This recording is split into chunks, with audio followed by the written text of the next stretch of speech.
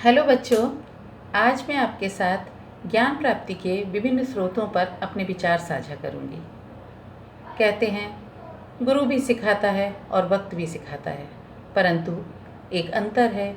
गुरु पहले सिखाता है और फिर परीक्षा लेता है, जबकि वक्त पहले परीक्षा लेता है और उसके उपरांत आपको शिक्षित करता है, अनुभवी बनाता है। आज हम जिस दौर से गुजर रहे हैं, निश्चय ही हम सभी के सामने वक्त की एक कड़ी परीक्षा है।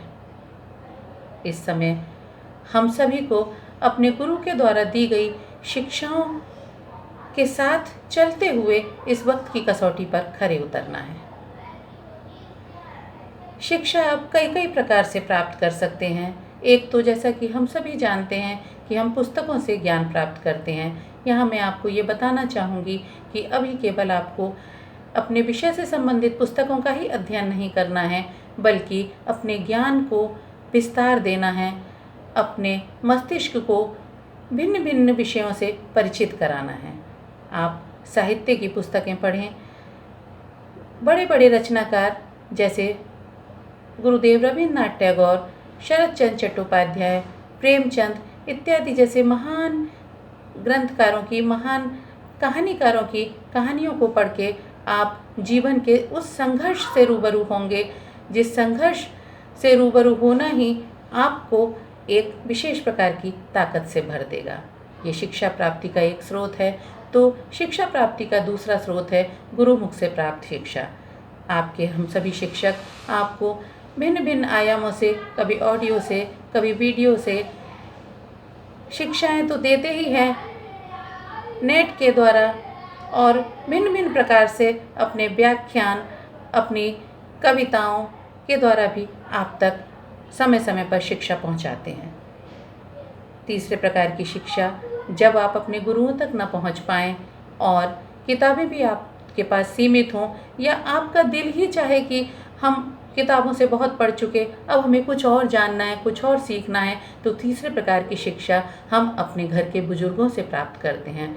हमारे घर के बुजुर्ग हमसे पहली पीढ़ी, वो इतना कुछ जानते हैं, उनके पास इतना कुछ ज्ञान का खजाना है जो हमने कभी नोटिस ही नहीं किया होता। हम उनसे जीवन की बहुत सारी उपयोगी कलाएं सीख सकते हैं। हम पाक कला के बारे में उनसे जानकारी ले सकते हैं, हम बागवानी के बारे में उनसे जानकारी ले सकते हैं। एक संगीत की शिक्षक होने के नाते मैं आपको बताऊं कि हमारे घर के बुजुर्गों के पास, हमारे घर के बड़े लोगों के पास लोकगीतों का बहुत बड़ा संग्रह होता है। भिन्न भिन्न अवसरों पर गाए जाने वाले लोकगीत उनके पास यूं ही उनको याद होते हैं और उनके पास उनकी एक अमूल्य धरोहर के रूप में संरक्षित होते हैं। आप इस समय अपने घर के या जिनको भी लोकगीतों का ज्ञान है, उनसे इन लोकगीतों को अपने मोबाइल में संग्रह कर सकते हैं, याद भी कर सकते हैं, सीख भी सकते हैं। चौथी शिक्षा हम समाज से प्राप्त करते हैं, समाज के भिन्न भिन्न लोगों से प्राप्त करते हैं। इस समय की सामयिक जो घटना चल रही है कोविड-19, उसके बारे में टीवी चैनल्स के द्वारा आपको बहुत सारी जानकारियाँ मिलती हैं। प्रधानमंत्री, देश के मुख्यमंत्री भी भिन्न भिन्न प्रकार की जानकारियाँ आपको वक्त वक्त पर देते हैं, आगाह करते हैं, जिम्मेदार बनाते हैं। उन बातों से भी हमें और आपको सबको सीखना है। शिक्षा प्राप्ति का एक स्रोत समाज से आता है। हम समाज के भिन्न भिन्न लोगों से भिन्न भिन्न तरह की बातों को सीखते हैं और अपने अंतर्मन में उतारते हैं। पांचवी प्रकार की शिक्षा स्पिरिचुअल यानी आध्यात्मिक जगत की शिक्षा है।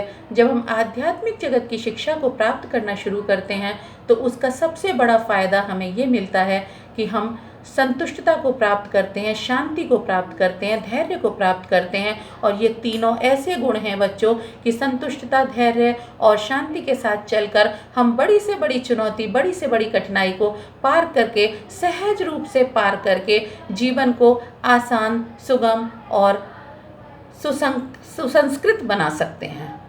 तो इस तरह किताबों से हम किताबी ज्ञान प्राप्त करें, साथ साथ विभिन्न प्रकार की सभ्यताओं, विभिन्न प्रकार की संस्कृतियों के बारे में जानें, और उसके साथ साथ हम गुरुमुख से भी जानकारियाँ लें।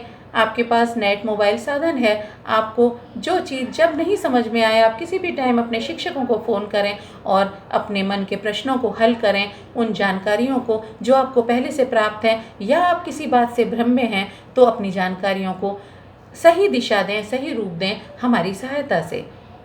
आप अपने घर के बुजुर्गों से भिन्न-भिन्न प्रकार की उपयोगी कलाएँ, ललित कलाएँ, लोक कलाओं के बारे में ज्ञान प्राप्त करें। आप समाज से ज्ञान प्राप्त करें और अंततः आप कुछ समय स्पिरिचुअलिटी यानी आध्यात्मिकता को दें और आध्यात्मिकता से जुड़कर अपने मन के शांति, संतोष और धैर्यता को इस स्तर पर पहुंचाएं जहां आप एक बहुत शक्तिशाली नागरिक के रूप में उभर कर सामने आएं। धन्यवाद।